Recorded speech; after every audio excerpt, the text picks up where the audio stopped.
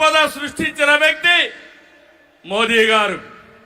Demonetisation, GST వంటి సంస్కరణలతో దేశ ఆర్థిక ముఖ చిత్రాన్ని మార్చిన వ్యక్తి మోదీ గారు.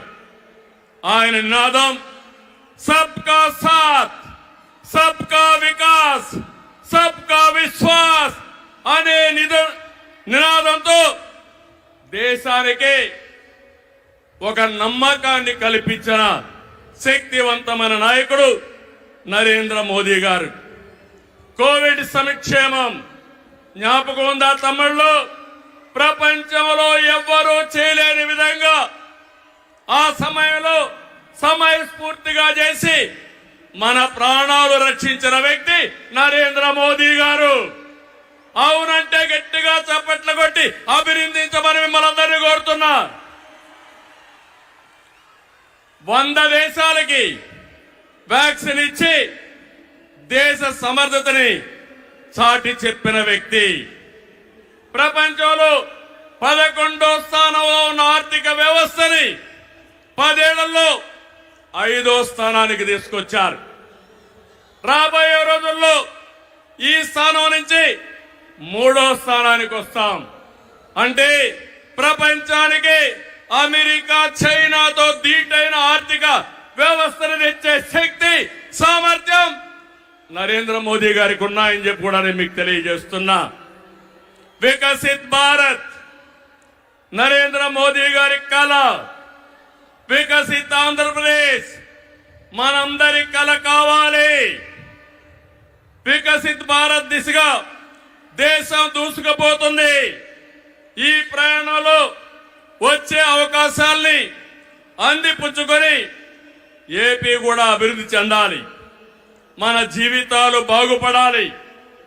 పేదరికం లేని దేశం మోదీ గారి కళ, ఆయన సంకల్పం. ఈ రాష్ట్రంలో పేదరికం లేకుండా చేయడం మన సంకల్పం కావాలి. అందుకే మనమందరం ఆయన ఆశయాలతో అనుసంధానం కావాల్సిన అవసరం ఉంది. ఒక విషయం ఇక్కడ చెప్పాలి. मोदी जी का संदेश है कि विकसित भारत के लिए यही समय है, सही समय है. నేను చెప్తున్నాను, मैं कहना चाहता हूं कि देश को सही समय में मोदी जी जैसा सही नेता मिला है.